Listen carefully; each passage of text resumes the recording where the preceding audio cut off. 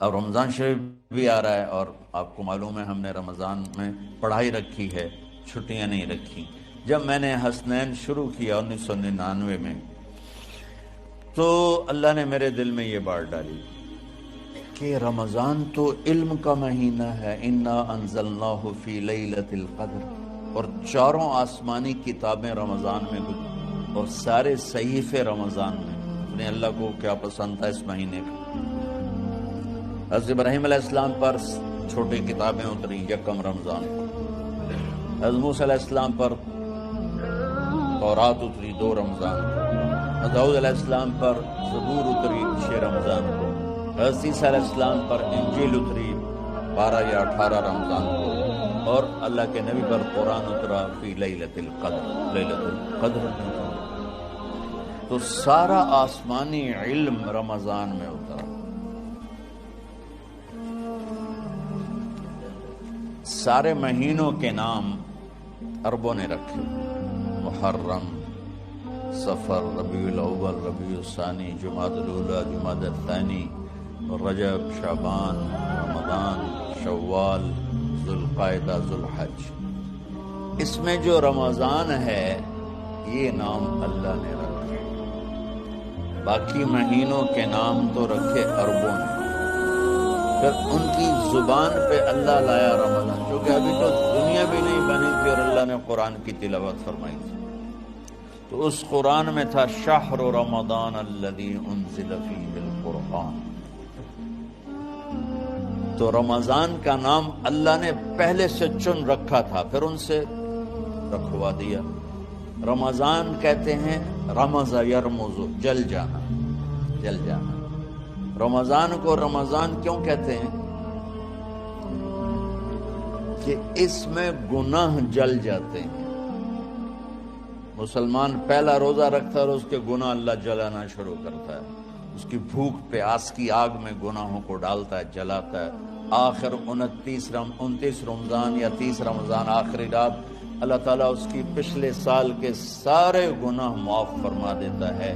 تو اس کو اس سے تشبیہ دی گئی کہ جیسے جلنے سے چیز ختم ہو جاتی ہے، رمضان کے روزے کی بھوک اور پیاس کی تپش سے اللہ تعالیٰ پچھلے سال کے سارے گناہوں کو معاف فرما دیتا۔ تو مجھے خیال آیا اس وقت جب ابھی بالکل کزرع اخرج شطأہ تھا، ہمارے مدرسے کی مثال کزرع اخرج شطأہ، دعا کرو اللہ تعالیٰ فاستغلظ فاستوى علی سوقہ، اسے بنا دے۔ امید تو ہے کہ کچھ شکل اللہ نے بنا دی، اللہ اسے پوری دنیا میں پھیلا دے۔ میری تو تمنا ہے کہ ایک ایسی مثبت سوچ کے علماء کے اللہ میرے ذریعے سے تیار کروا دے جو امت کو جوڑنے والے ہوں، توڑنے والے ہوں۔ کتنا ظلم و ستم ہے کہ پیسے بھی لیتے ہیں اور امت کو توڑ کے چلے جاتے ہیں۔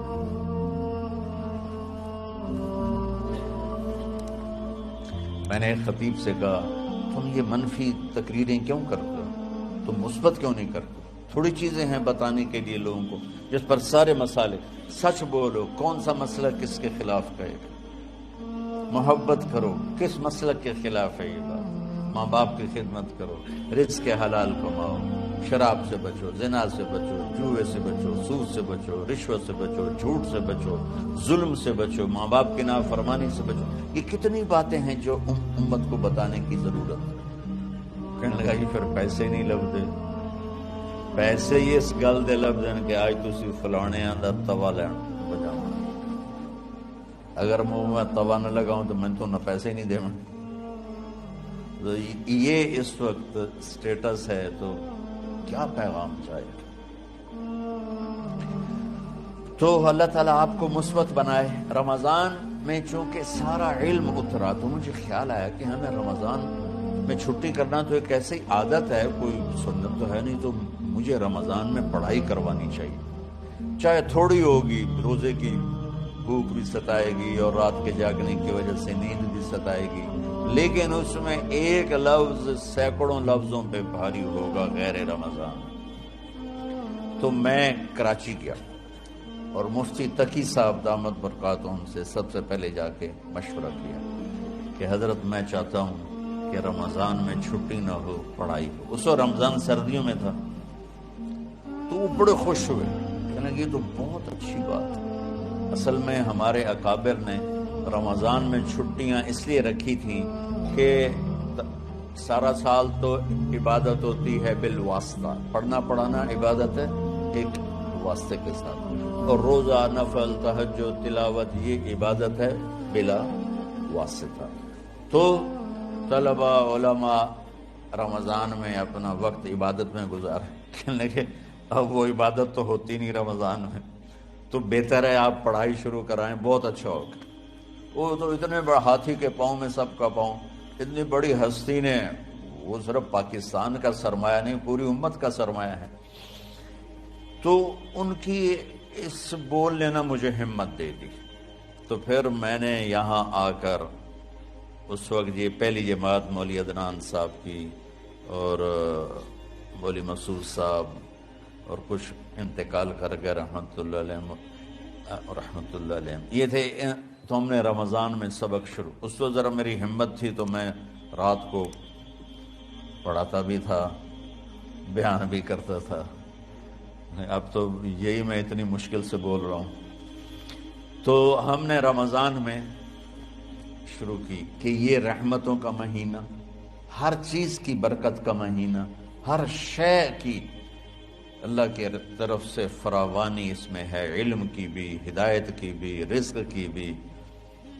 غریب سے غریب آدمی بھی سموسے بنا کے بیٹھا ہوتا ہے، پکوڑے بنا کے بیٹھا ہوتا ہے، اور دسترخوان پہ ایک کی بجائے 3 چیزیں پڑی ہوتی ہیں، چاہے رمضان کے بعد سب کے پیٹ خراب ہوں، ایک باری تک کھانے دی تباہی پھیر دیں۔ روزے کا مقصد ہی فوت ہو جاتا ہے۔ روزہ تو ہوتا ہے بھوک کے لیے، پر وہ اتنا کھاتے ہیں کہ سحری کا کھانا افطاری تک ہضم نہیں ہوتا، اور افطاری کا کھانا سحری تک ہضم نہیں ہوتا، پر انہیں دونوں کا ہی کھاونا ہے۔ کہتا بھوک نہ لگے، بھوک نہ لگے، وہ بھوک لگنے کے لیے تو روزہ ہے۔ ایک تو یہ جسم کو صاف کرتا ہے، دوسرا غریبوں کی غربت کا احساس پیدا کرتا ہے کہ جو بھوک تو آج برداشت کرتا ہے، غریب روزانہ یہ بھوک برداشت کرتا ہے۔ تو اللہ کے غریبوں کا، غریب بندوں کو کی خدمت کر، ان تک اپنے مال پہنچا، اپنا اللہ نے دیا ہے تو ان کو بھی اس میں شریک کر، قبر میں لے جائے گا۔ تو اللہ تعالیٰ نے میرے دل میں یہ ڈالا، تو ہم نے تعلیم رمضان میں شروع کی، کیونکہ قرآن رمضان میں اترا، انجیل رمضان میں اتری، زبور رمضان میں اتری، تورات رمضان میں اتری، پھر اللہ نے اس مہینے کا نام خود رکھا شہر رمضان، شہر رمضان۔ اس میں شب قدر رکھی، اس میں رات کی ایک نماز۔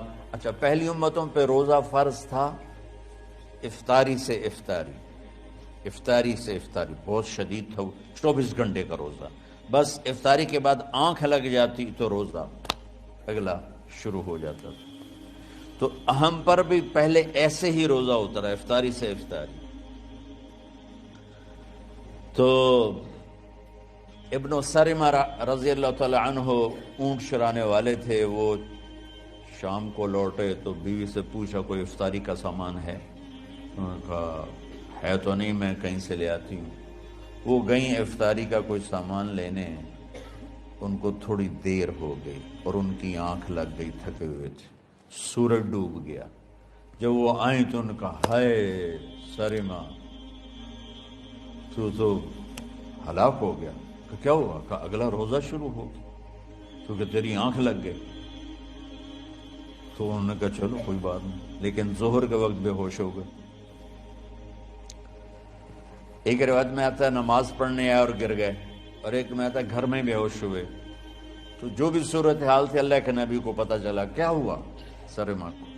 کہا جی وہ افطاری کر نہیں سکے تو روزہ شروع ہو گیا تو بے ہوش ہو گئے۔ تو اللہ کے نبی رنجیدہ ہوئے، تو اللہ تعالیٰ نے قرآن اتار دیا، چلو میرے محبوب ساری رات کھاؤ، حتی یتبین لکم الخیط الابیض من الخیط الاسود من الفجر، کہ میرے محبوب صبح صادق تک آپ کی امت کو اجازت ہے، کھاؤ۔ پہلی امتوں پر افطاری سے افطاری، لیکن ان کی نماز تراویح نہیں تھی، تو ہمیں اللہ تعالیٰ نے دیا سحری تک پوری رات. اچھا ایک صحابی آئے, یا رسول اللہ میں تو مارا گیا. آپ نے کہا کیا ہوا؟ کہا میرا روزہ تھا, میں بیوی کے پاس چلا گیا. آپ نے کہا تو پھر تو غلام آزاد کر, کفارہ دے. کہا جی میں تو خود غریب آدمی ہوں, غلام کہاں سے آزاد کروں, خریدنا پڑے. آپ نے کہا 60 مسکینوں کو کھانا کھلا.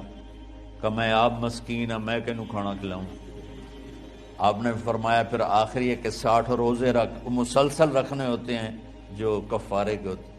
وہ کہنے لگا ایک روزے چاہے کم کیتا ہے, 60 روزے اچ میں کی کروں گا. تو آپ نے فرمایا اچھا ٹھیک ہے بیٹھ جا. بیٹھ گئے. تھوڑی دیر ہوئی تو ایک انصاری صحابی کھجوروں کا ٹوکرا لے کر آیا کہ یا رسول اللہ یہ صدقے کی کھجوریں ہیں, تقسیم فرما دیں. تو آپ نے فرمایا بھائی وہ کدھر ہو؟ کہا جی بیٹھا ہوں. آپ نے کہا ادھر آ, یہ کھجوریں لے جا اور 60 گھروں میں تقسیم کر دے. سبحان اللہ, اللہ نے اس امت کو لاڈ لڈائے ہیں, یہ اللہ کی لاڈلی امت. عجیب واقعہ یہ. کہنے لگا یا رسول اللہ, اللہ کی قسم مدینے میں مجھ سے غریب کوئی نہیں, آپ ایسا کرو یہ میرا کفارہ مجھے ہی صدقہ کر دو. تو آپ اتنا ہنسے کہ یہ آخری دانت نظر آنے لگے. بہت کم ایسا ہوتا تھا. فضحک حتی بدت نواجذہ, ایسا ہنسنا آپ کبھی کبھی ہنستے تھے کہ آخری دانت پورا منہ کھل جائے. تو آپ اتنا ہنسے کہ آخری دانت تک نظر آنے لگے. تو آپ نے کہا اچھا جا لہ جا تیرے واسطے, لیکن یہ صرف تیرے لیے اور کسی کے لیے نہیں ہے. تو جب ایسی خیانت ہوئی تو اللہ تعالیٰ نے دوسرا حکم بھی اتار دیا, باشروہن, کہ تمہارے لیے بیوی بھی حلال ہے, کھانا بھی حلال ہے جب تک صبح صادق نہیں ہو جاتی. لیکن اللہ نے ہمیں ایک نماز عطا فرما دی جس کو ہم آج صلاۃ التراویح کہتے ہیں. میرے نبی کے زمانے میں اسے قیام اللیل کہا جاتا تھا. تراویح کا نام کب پڑا اس کا تو مجھے پتہ نہیں, کہیں نہ کہیں لکھا ہوگا, لیکن صحابہ کے دور میں اس نماز کا نام تھا قیام اللیل. اس لیے حضرت عائشہ رضی اللہ تعالیٰ عنہ کی روایت ہے جس سے 8 رکعت والے حضرات استدلال کرتے ہیں کہ رمضان اور غیر رمضان میں, اس کو امام بخاری نے قیام اللیل کا ہی عنوان دیا ہے, آپ نے 11 رکعت سے زیادہ نماز نہیں پڑھی. ایک ضعیف روایت میں ہے کہ آپ نے 3 دن پڑھائی نماز, یہ تو صحیح روایت ہے. کتنی رکعت پڑھائی؟ تو ایک ضعیف روایت میں ہے کہ 20 رکعت پڑھائی. اچھا ضعیف روایت سے عبادت ثابت نہیں ہو سکتی حکم شرعی.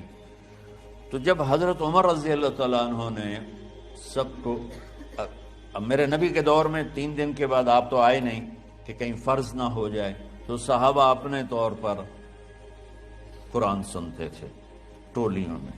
صدیقی دور میں 2 سال وہ فتنوں میں گزرا, تو اس میں بھی اسی طرح چلا کہ ٹولیوں میں ہوتے تھے. حضرت عمر رضی اللہ عنہ کے زمانے میں حکومت مضبوط ہو گئی, طاقتور ہو گئے. تو ابتدائی سالوں میں نہیں, چند سالوں کے بعد اب مسجد میں تشریف لائے تو لوگ اس طرح کوئی 4 ادھر 4 ادھر 5 ادھر 10 ادھر 20 ادھر, تو کہنے لگے ان کو ایک ہی امام پہ جمع کر دیا جائے تو کتنا اچھا ہوگا. تو آپ نے سب کو اکٹھا کیا اور ابی بن کعب رضی اللہ تعالیٰ عنہ کو امام بنایا اور سب کو ایک نماز پہ جمع کر کے 20 رکعت کا حکم عطا فرمایا. تو حضرت عمر کا یہ عمل اس حدیث کو مضبوط کر دیتا ہے کہ چونکہ میرے نبی نے کہا علیکم بسنتی و سنت الخلفاء الراشدین من بعدی, کہ میری اور میرے خلفاء راشدین کی سنت پر مضبوطی سے عمل کرنا.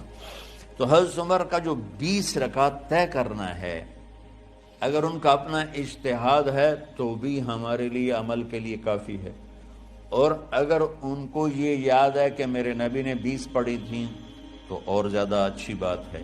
لیکن بہرحال جو 8 پڑھتا ہے ہمارا اس پہ بھی کوئی اعتراض نہیں, چونکہ وہ بھی حدیث کے ساتھ بات کرتا ہے, اور باقی پوری امت 20 پڑھتی ہے ان پر بھی اعتراض نہیں. میں ایک جگہ سے گزر رہا تھا, نماز کا وقت ہو گیا, اہل حدیث کی مسجد تھی, میں وہاں نماز پڑھنے چلا گیا تو ایک بہت بڑا اشتہار لکھا ہوا تھا 20 تراویح ثابت کرنے والے کو 5 لاکھ روپے انعام. کہ کس قدر بے وقوفی ہے اور کس قدر احمقانہ یہ امت کی باتیں ہیں کہ 20 تراویح، سینکڑوں سال سے امت کا عمل 20 تراویح آ رہا ہے۔ تراویح کا نام جو پڑھا مجھے یوں لگتا ہے کہ اہل مکہ، یعنی اہل مکہ جو تھے نا، وہ 4 تراویح پڑھ کے ایک طواف کرتے تھے،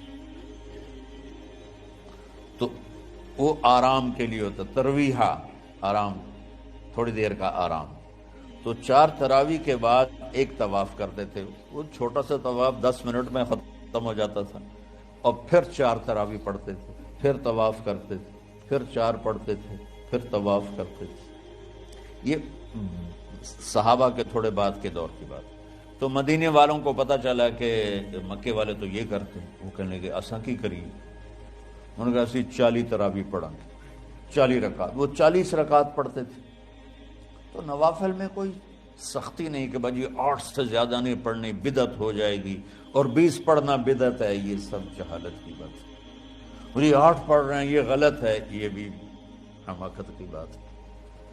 جو صحیح حدیث سے دلیل پکڑ کے کوئی عمل کرتا ہو تو بھائیو اس سے بحث نہ کیا کرو، مناظرہ نہ کیا کرو، یہ بہت نادانی والی بات۔